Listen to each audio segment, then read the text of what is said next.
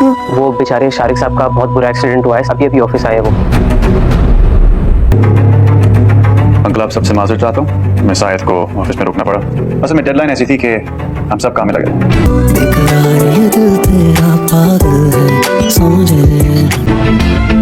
مجھے پتا ہے میں نے آپ کی نظروں میں اپنے آپ کو بہت برا ثابت کیا،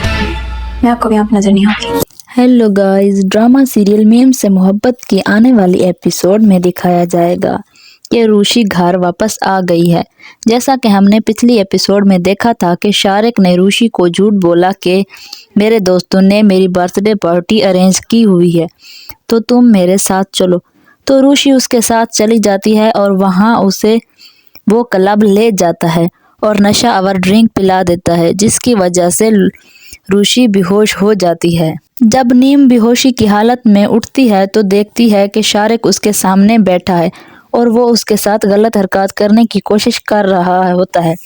جس کی وجہ سے وہ اس کے سر پر گلدان مار دیتی ہے۔ گلدان لگنے کی وجہ سے شارق کا سر پھٹ جاتا ہے اور اس کے سر سے کافی خون بہہ جاتا ہے۔ روشی کو یقین ہو جاتا ہے کہ یہ مر گیا ہے، وہاں سے اپنی جان بچاتے ہوئے یہ بھاگ جاتی ہے اور اپنی کانٹیکٹ لسٹ میں سب سے پہلا نمبر جو ہوتا ہے اس پر کال کر دیتی ہے، تو وہ نمبر سر طلحہ کا ہوتا ہے۔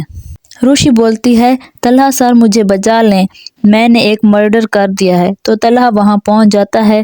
روشی کی مدد کرنے کے لیے اور دیکھتا ہے کہ روشی بہت بری حالت میں ہوتی ہے۔ وہ اسے اپنی گاڑی پر بٹھا کر پہلے اپنے گھر لے جاتا ہے،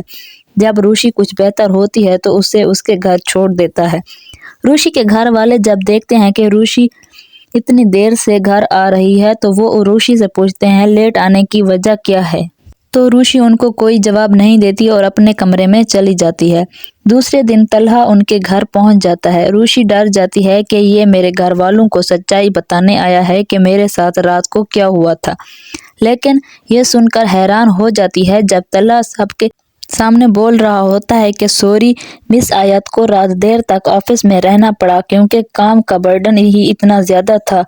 یہ سن کر روشی بہت امپریس ہوتی ہے اور اسے احساس ہوتا ہے کہ طلحہ سر کتنے اچھے انسان ہیں۔ روشی جب آفس آتی ہے تو طلحہ کو بولتی ہے، میں جانتی ہوں میں نے اپنے آپ کو آپ کی نظروں میں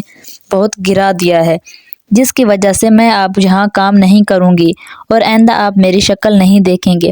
وہ ان کو اپنا ریزائن لیٹر دیتی ہے تو طلحہ وہ لیٹر پھاڑ دیتا ہے کیونکہ اسے اندازہ ہو گیا ہے کہ یہ کتنی بے وقوف لڑکی ہے اور ہر کسی پر جلدی بھروسہ کر لیتی ہے، اور شاید طلحہ اب روشی کو پسند کرنے لگتا ہے، جس کی وجہ سے وہ نہیں چاہتا کہ روشی اس سے دور ہو جائے۔ پھر روشی کو ٹی بوائے بتاتا ہے کہ شارق سر آ گئے ہیں، ان کا کل بہت برا ایکسیڈنٹ ہوا تھا، تو روشی ڈر جاتی ہے کہ پتہ نہیں اب شارق میرے ساتھ کیا کرے گا۔ وہ جلدی سے جا کر طلحہ کو بتاتی ہے کہ شارق آ گیا ہے، تو طلحہ بولتا ہے تم پریشان نہ ہو، میں اسے دیکھ لوں گا، اس گھٹیا انسان کو۔ پھر طلحہ شارق کو اپنے آفس سے نکال دیتا ہے۔